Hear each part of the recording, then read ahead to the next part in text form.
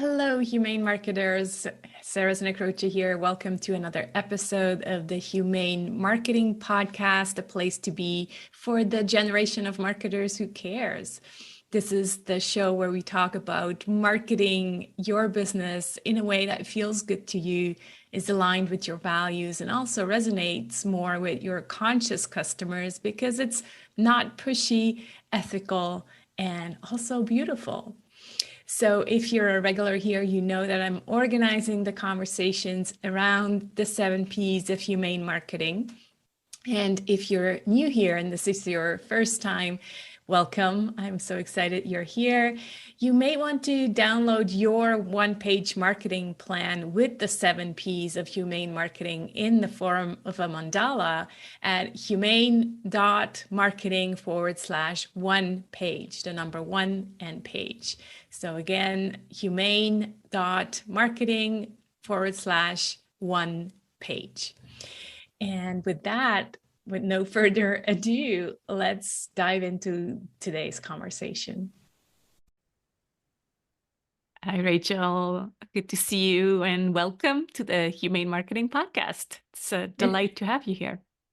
Oh, thank you so much. I'm so happy to be here. I know we've wanted to talk about this for over a year, I think. So I'm excited that we're finally able to make our schedules match. Yeah. Exactly. We've talked about different versions of this. And so in the end, we decided to talk about pitching, which I think is so relevant. And in a way, I think maybe it's because I kept seeing, was it you or someone else, all kinds of people always post about the pitches that they get on LinkedIn Oh and yeah. and how wrong they are and all of that. So I'm like, yeah, that's a good topic because we wanted to talk about pitching, but not just about how it's bad, but how Mm. you can actually do it in a way that feels ethically good and humane. So I think the title of the podcast, I called it Humane Pitching. So let's dive into that and how that would look like. Because I do think it's a relevant business tactic to understand how to work it. And and Yeah. and so you specialize in that because you're really good with words. And so I approached you to come onto the podcast, but then also come to the community and do a collab workshop on the topic of humane pitching. So why don't we start with kind of your experience with pitching, but also with receiving pitches and how that changed, maybe how you approach them and how you teach them. Yeah. Oh, I love that. So my experience with pitching is actually a little bit of a sandwich. Before I did online marketing, I was a journalist. And so my initial experience with pitching was actually writing and receiving press releases and understanding how to pitch articles in that kind of environment. I Right. never really thought I would use that again until I started doing online marketing and started getting all of these really bad pitches where it would be people who clearly had, even gotten the basics wrong, like they'd misspelled my name, or you could tell that they had just copy pasted the same thing to 1,000 people. Or my favorites would be the ones who they would try to sell me something like drop shipping. And I'm like, I'm a marketer. What am I going to drop ship? Like, I don't have merchandise. Right. So I would see these and be like, that's dumb. I should do something about it. And then last year, I finally was like, okay, it's time because I saw this big wave of ones coming up again because of the shifts that we're having in our demographic online. And so I was like, okay, I'm gonna just fix this once and for all and teach a podcast, teach a workshop called Pitching for People Who Hate Pitching. And in preparation for that, I worked out a methodology for myself where I pitch 10-ish or so podcasts a week. It takes me about 30 minutes a day, that if that much. And most of all, it feels like human to human conversations. Nobody walks out of this interaction feeling bad, which was my priority for creating it. Yeah, that's great. And I think pitching for podcasts is a great example, right? That's as a Mhm. podcast host, I probably receive sometimes like one per day and other weeks is like two per week. And And there's the occasional one, like once in a blue moon, that I'm like, okay, yeah, this feels authentic. But most of them, just yeah, not even replying anymore. I have to admit, I'm like, I just don't have the energy to reply or teach them something. Actually, it's funny because I'm gonna grab my phone just before we got on the call. I received one, and that's kind of the new way, I think, of doing it, where they pretend that they're like your biggest fan, and they'll pick one episode that they really loved, apparently, and they shared it with their team. So he's like, "Yeah, we shared it with my team," and then it's like, I'm wondering if you'd be open to being introduced to someone I know in the SaaS space. I'm like, SaaS space, like okay, I have nothing against technology and all that, but it has nothing to do with the other episodes that I'm usually posting. So clearly, the kind of like warming up, oh, I know you so well, I'm your biggest fan. It just feels so fake, right? And I have to admit that, like, for a mini split of a second, I'm like, oh, that's nice, because your ego goes, it's like, oh yeah, that feels good. But then you're Mhm. like, wait a minute, no, this is not real, right? And so it feels like there's these waves of kind of pitching advice that goes out. I don't know who teaches them anymore. Like, it used to be the Neil Patels, and hopefully they have evolved a little bit. So now it's other people who are teaching these strategies where it's kind of like you can tell, oh, this person has attended this program, and then it's all Mhm. feels the same. So I'm really curious what you are teaching, how that is different, and you kind of hinted at it's the relationship building. So tell us a little bit more about that. Yeah, well, like you said, the main core focus when I teach this workshop, I tell people, here's the way you make this work for you. Your metric of success is not how many yeses you get. It's how many questions you ask. And so we immediately take the need for the other person to do something off the table. The impetus is only on you. Are you going to get more yeses the more you do this? Of course you will. But I like teaching it this way because it takes the pressure off of every ask to have to be like so perfect because it has to be a yes. And it also takes the pressure off the other person because whatever they do, you've already won. You filled out another line on your spreadsheet, you've done a good job. So it makes it just psychologically easier on everybody involved. And then the way that we actually do this outreach is we reach out to people that are screened. So I teach you how to pre-screen for people that are actually a good fit. I have an absolute no for this like carpet bombing approach where you're just like, let me invite all my Facebook friends. That's terrible. Nobody likes that. Right. And then we have a structure where we have the same pitching template that you sort of start from every time. So you don't have to like go through the blank page every single time, but you tweak it specifically for every single person that you reach out to. And it includes, like you said, some personal information, not like creepy personal information, but it shows that you've actually like looked at their stuff, and it puts the focus on what you can bring to them. So it's not reaching out to somebody and saying, hey, give me something. It's saying, hey, I have something to offer. Do you think that might be a fit for us? Let's talk about that. Hmm. Yeah. Yeah, I love that.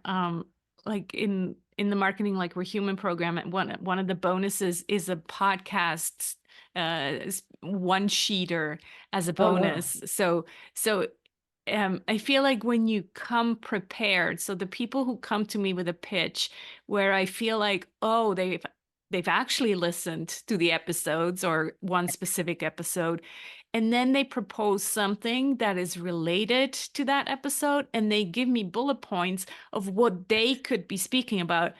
That to me is an easy yes. Obviously, yes, I'm going to go look at their website and see if it's a good fit, but it makes it easy for me as the host to Mhm. say yes to it, rather than like, this guy, would you be open to, like, no, like, that is too much work for me to then figure out, well, who's he gonna suggest, all this research that I have to do, and like, no, thank you. So Right.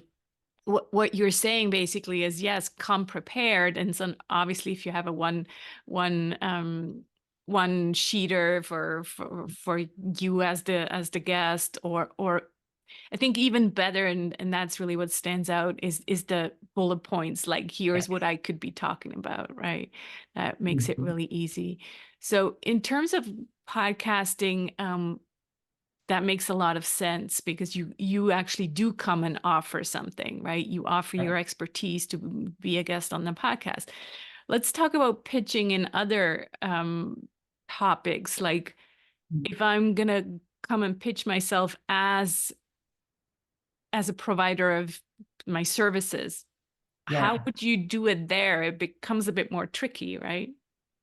Yeah, so you can use the same structure. It's just a little bit different in terms of the information that you put into it. So I love the way you were framing this is like basically every pitch is generosity. It's a gift. It's like, what can I give to you to Right. start this relationship? And Right. it's the exact same thing with your services. So what I recommend people do is don't just reach out and say like, "Hey, I'm a copywriter. Do you have work?" Right. No, leave me alone. Like, of course not.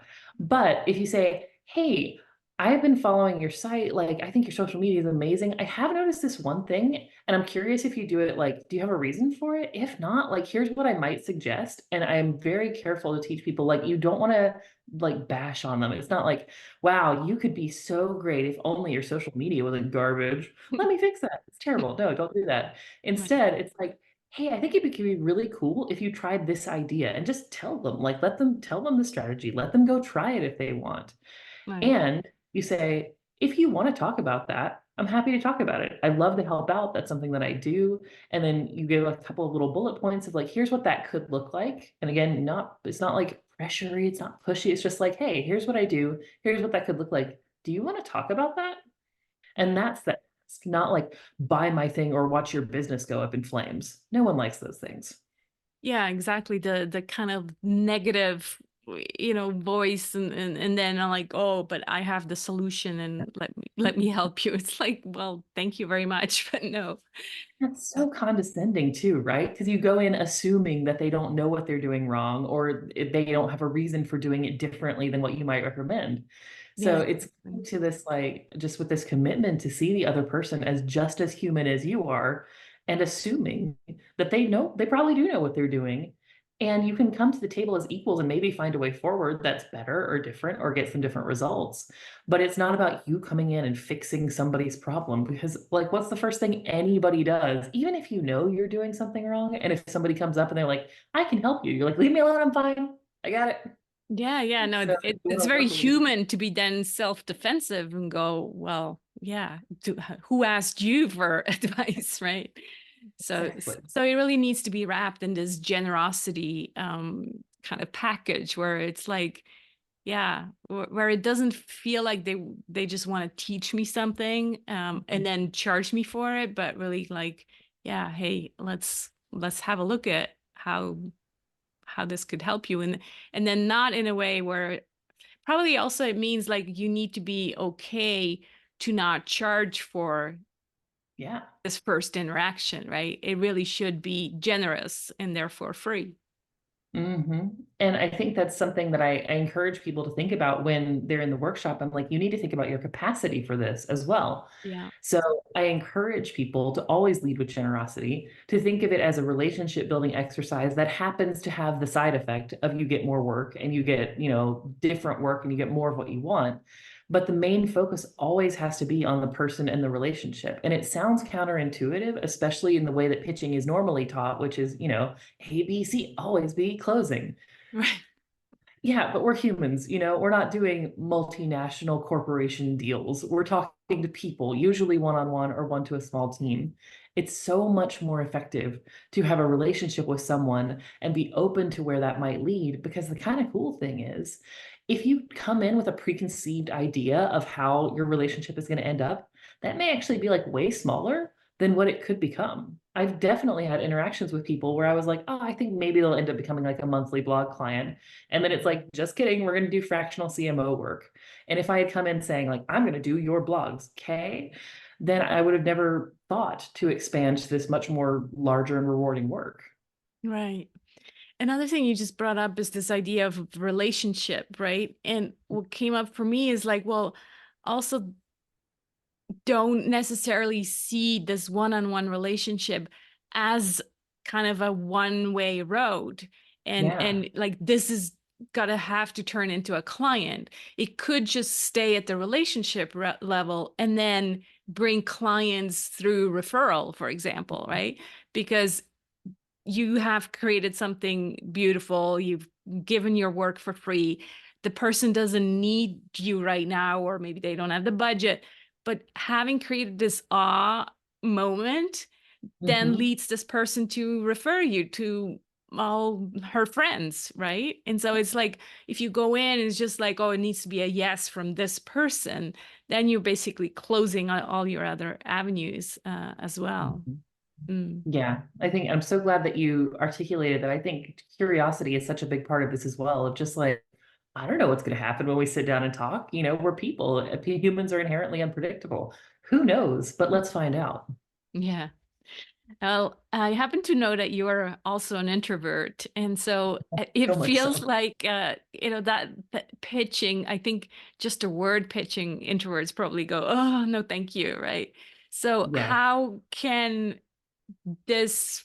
How can we make this even better for introverts, like that it doesn't feel so dreadful?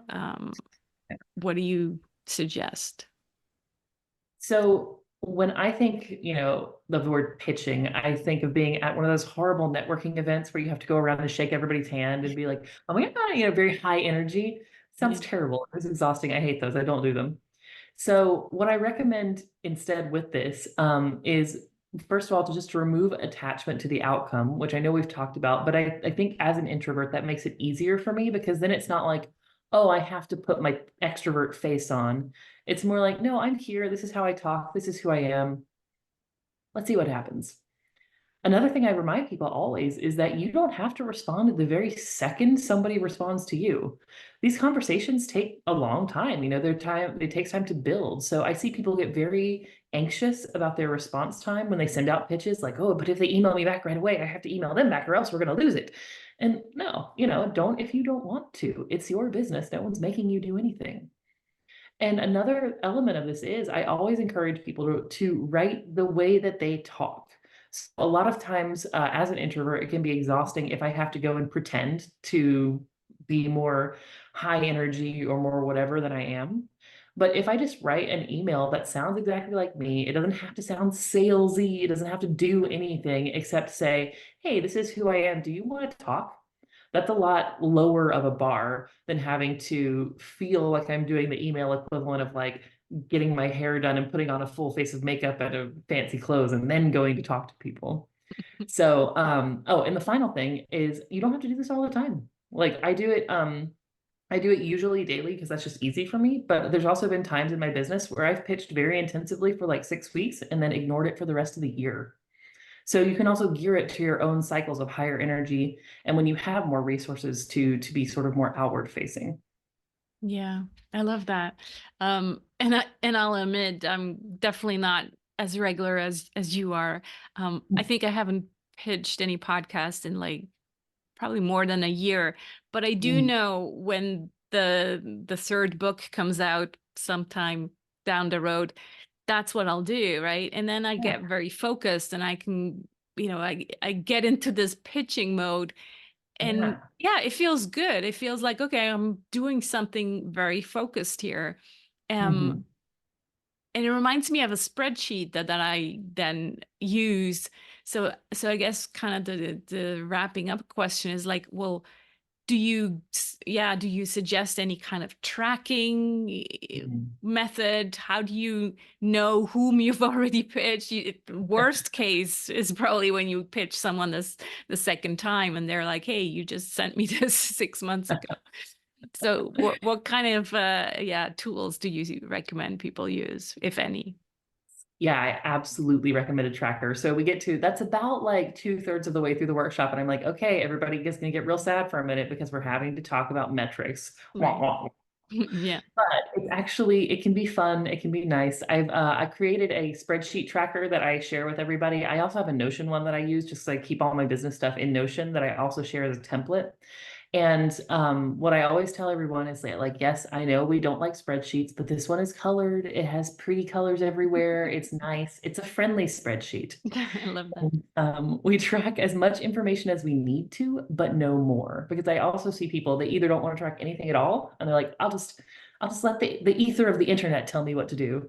Or they go the other way and they're like, well, if I don't know their social security number, have I even kept track? And I'm like, no, you need their name, you need the last time you talked to them, and you need like whether they're a yes or a no, and their website. That's it. That's all you need. And so as long as you can keep up with those four things, like that's all you need for the tracking. Right. Yeah. And so maybe to come full circle, what you said at the beginning of the episode is like, it doesn't matter whether it's a yes or no. What matters is that you reached out, right? And so we're Mhm. not really tracking so much the yeses, but we're more tracking that we've done it. Is that correct? Yeah, so you track how you've done it, and then I also recommend people to take after about 3 months to track how you feel about it. Like, does this feel good to you? Are you getting what you want out of this? If so, fantastic, keep doing it. If not, then that's a really good sign that you can make a change because there's no one right or wrong way to do this. There's just the way that you make conversation and the way that you reach out to people. So I always encourage people to track those qualitative metrics over time as well. Yeah, makes a lot of sense to feel into it because if it feels exhausting and you're having all these one-on-one conversations, and at the same time you need to give it some time, right? Yeah, So that's it's why I like, said three well, months. just by doing it 3 weeks is not gonna make your business explode. So it's kind of like use common sense and maybe, yeah, do less of it, but keep Mhm. consistency. So just, yeah, adapt, uh, and Yeah, and readjust. Yeah, exactly. wonderful. Well, tell us a little bit about your structure of the workshop that you're going to be doing for us on March 6th. Oh, I'm so excited. So we will come in and we'll start by talking about why everyone hates pitching. And I'll go through the three things that not to do and three things to do. So we'll keep it really simple. And then we will go into strategy for pitching. So how to create a strategy that actually makes sense for you and gets you what you want in your business. And that's where the beautiful little spreadsheet comes in, because of course we have to track our metrics. We will then go into creating your pitching template. And so this is kind of it's a foundational letter that you write, and then you're going to modify that slightly for each different person or podcast that you pitch to, but the general structure is always the same. So we'll talk through that. And then we'll wrap up with some information about vetting, how to find people, where to find people, and what to do when you've actually got them. And I believe, I'm trying to think, there's all sorts of resources attached to it at the end. So there's all kinds of gifts of like the podcast trackers. I have a one sheet thing as well that they can use too if they want to. And then we also have something for a press release. And I feel like I threw oh yeah, I have a template for asking for testimonials and referrals that I also throw in there as well. So we end with gifts. Oh, and of course, I forgot the most important part. We do live feedback. So they will actually draft that letter while we're on the workshop together, and then they can get live feedback from me while they're on the workshop. Or if you're very introverted and that sounds terrible, they can also email it to me afterwards and we can just work on it via email. That's wonderful. Yeah, really, really looking forward to that. Thanks so much for doing this. So again, if you're listening to this and you're not yet part of the Humane Marketing Circle, you can still join us. And so just go to humane.marketing/workshop and the page will be ready there. We're just asking for a donation between $15 and $27.